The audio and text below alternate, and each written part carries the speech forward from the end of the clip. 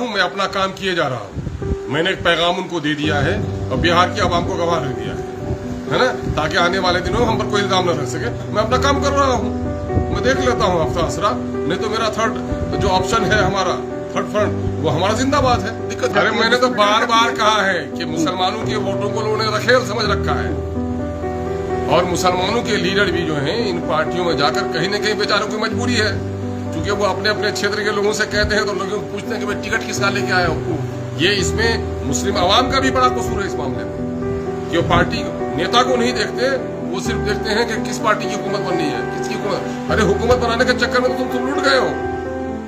अगर तुम्हारे वोट से हुकूमत भी बन सकती है तो तुम्हारे वोट से तुम्हारे मसाइल भी हल हो सकते हैं। वोट तो एक बार्गेनिंग का पार्ट भी है ना, खुले करना चाहिए। आखिर क्या वजह, आंखें खोलकर आप देखिए, आज मुसलमानों के वोट 18% है और दूसरे लोग 3%, 4% लोग इतना बार्गेन करते हैं, और क्यों नहीं कर पाती है MIM, या क्यों नहीं कर पाते मुस्लिम लीडर्स? उसकी वजह यह है कि सियासी शऊर हमने खो दिया है।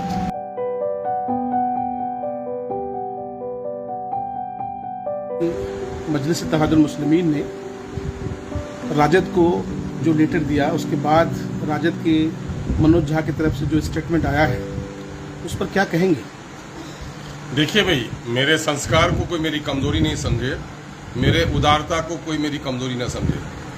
हर चंद के मुझे राजद से बड़ी तकलीफ पहुंचाई है राजद ने मुझको, मेरे 4 विधायकों को छीना, उसके बावजूद भी मेरे उदारता को आप देखिए कि बिहार की भलाई के लिए, बिहार के अवाम और नई नस्लों की, और बिहार में सामाजिक सौहार्द और धार्मिक सौहार्द को बनाए रखने के लिए, और बिहार में बढ़ती हुई जो सांप्रदायिकता है इसको रोकने के लिए हमने उदार होकर विचारधारा की बुनियाद पर उसको ये मैसेज दिया है।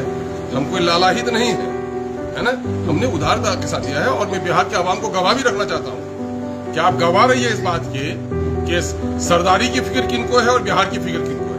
तो हमने दिया है, और हम लालू जी से, तेजस्वी साहब से भी कोई जवाब ही नहीं मिला है। जहां तक आप ये कह रहे हैं, ये अपने इससे ज्यादा की बात कर रहे हैं। पार्टी के ताल्लुक से ये फैसला करने का अधिकार कहीं से भी मनोज झा साहब को नहीं दिया गया है। मनोज झा साहब पढ़े लिखे आदमी है, संजीदा आदमी है, लेकिन ये उसके अख्तियार के बस का रोग नहीं है।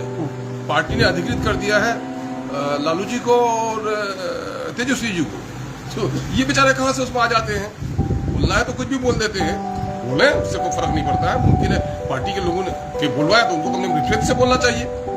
ये बात आदरणीय लालू जी ने हमसे कहा है कहने के लिए, उनके रेफरेंस से बोलना चाहिए, वर्ड नहीं तो ये पॉलिसी उनके है, उनसे ऊपर की चीज है। तो आधिकारिक तौर पर जवाब अभी तक आया नहीं आया है। अख्तरुल इमान साहब को उम्मीद है जी, अख्तरुल इमान साहब को उम्मीद है पॉजिटिविटी आएगी। मैं कह रहा हूँ मैं अपना काम किए जा रहा हूँ। मैंने एक पैगाम उनको दे दिया है और बिहार की आवाम को गवाह रख दिया है ना, ताकि आने वाले दिनों हम पर कोई इल्जाम न रख सके। मैं अपना काम कर रहा हूँ, मैं देख लेता हूँ हफ्ता असरा, नहीं तो मेरा थर्ड जो ऑप्शन है हमारा थर्ड फ्रंट, वो हमारा जिंदाबाद है। दिक्कत क्या है? सर, आपके नेता राधा रंजीत सिंह आज मुलाकात करते हैं जन स्वराज पार्टी के राष्ट्रीय अध्यक्ष। हाँ। क्या ये तीसरा मोर्चा बनाने की कवायद? भाई मैं कह रहा हूँ कि हम बहुत लोगों से मिलेंगे, हमारी बहुत लोगों से मुलाकात हुई है, अभी और होनी है। सवाल ये पैदा होता है, हम अपना ऑप्शन तलाश करेंगे ना भाई। मैं अभी एनी से मुझको जाना है, अगर वो गाड़ी छूट गई तो दूसरी गाड़ी तलाश करनी पड़ेगी हमको। मंजिल का मुसाफिर सवारी की परवाह नहीं करता, मंजिल पर उसकी नजर है, वो अपने इरादों की तवानाई पे नजर रखता है। अब ये बात कबल जो है कहने का, ये बात तो पॉलिसी मैटर का है, ये बात सेगे राज का है, ये बात इंडोर है, तो ये बात अब इससे कैसे कह देंगे आप? अच्छा, पिछले दिनों बहादुरगंज जब आए थे ओवैसी साहब, तो आप लोगों ने कहा था कि 4 गए हैं 24 लाएंगे, राजद को सबक सिखाएंगे। फिर इन्हीं लम्हात में ऐसा क्या हो गया? भाई लम्हात तो कुछ भी नहीं हुआ। गए फिर बिहार के जो मौजूदा वक्त के हालात हैं, ऐसा नहीं है कि हम कोई किसी के लालाहित होकर हम कर रहे हैं। बिहार के जो हालात है आम समाजी, हम लोगों ने कहा है ठीक है, वो मेरी तकलीफ है, मेरी पार्टी की निजी तकलीफ है, लेकिन बिहार की जनता सर्वोपरि है, बिहार के भविष्य की चिंता हमको है। इस वजह से हमने इस तरह की बातें कही। सर, थर्ड फ्रंट के बारे में अगर बात कर रहे हैं तो थर्ड फ्रंट से क्या लगता है कि वो सर्कुलर वोट है वो बिकाऊ नहीं होगा? भाई मैं कह रहा हूँ तो मैं तो जोड़ने की कोशिश कर रहा हूँ। ये बात तो उनको पूछिएगा ना आप लोग, ये बात तो उनको पूछिएगा ना जो कुर्सी की तलाश है जिनको। मैं तो ये कह रहा हूँ कि मुझे तो सर्वाइवल के लिए कुछ भी करना पड़ेगा, है ना। आपने देखा कि मैं अलग इलेक्शन लड़ा, तब भी जब सदन का में समर्थन का मामला है, किसके दाम में खड़ा था? बिल्कुल सही बात।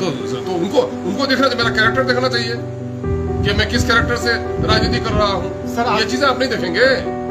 सर आखिर क्या वजह है, पिछली दफा आप 5 सीट जीतते हैं और विकासशील इंसान पार्टी भी 4 सीट जीतने में कामयाब होती है, लेकिन वो डिप्टी सीएम बनने का दावा करते हैं और कहीं ना कहीं मुस्लिम लीडरशिप को जब बात आती है तो वो लोग ये बात गैरत होनी चाहिए मुस्लिम वोटर्स को, मुस्लिम कलमकार को, मुस्लिम दानिश्वरों को, कि उनकी गैरत कहाँ है इस वक्त, कि वो काहे इस हाशिए की सियासत से निकलना क्यों नहीं चाहते हैं लोग, है ना। ये तो उनके लिए फैसले की बात है ना, ये उनके फैसले की बात है। आरजेडी वालों का कहना है कि अगर आपको मुसलमानों की इतनी फिक्र है तो इलेक्शन में करिए। हाँ भाई, अगर इतनी ही फिक्र है लोगों को तो मनोज झा जी को कहिए ना कि आप तो प्रोफेसर बने हुए हैं, राज्यसभा की सीट में कहाँ बैठे हुए हैं। मनोज झा जी से पूछ लीजिए ना कि आप तो बने हुए हैं, बड़े विराजमान हैं एक सेकुलर पार्टी में, लेकिन अपनी बिरादरी का कैसे वोट दिला सकेंगे, अपने बूथ में कैसे दिला सकेंगे, पूछिए जरा उनसे। मैंने सारे सबक पढ़ाएंगे गरीबों को, अमीरों का बेटा लफाजी अयासी करे तो कोई नहीं, बाबू जरा शोक हो गया है, और गरीब का बेटा तो आवारा हो गया है। ये बड़ा अजीब मसला है भाई।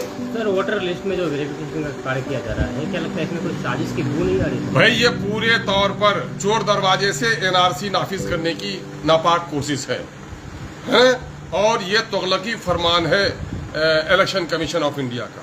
हम लोग जा रहे हैं 7 तारीख को जनाब बैरिस्टर असदुद्दीन अवैसी साहब के ईमा पर, और हम लोग परसों इंशाअल्लाह हम लोग मिलेंगे भी, और भी लोग मिले हैं, लेकिन जो कठोरता दिखाई है इलेक्शन कमीशन ने, और सिर्फ 25 दिनों में इतना बड़ा इंटेंसिव जो उनको रिवीजन कराना है, तो इतना आसान है क्या, इतना आसान है क्या?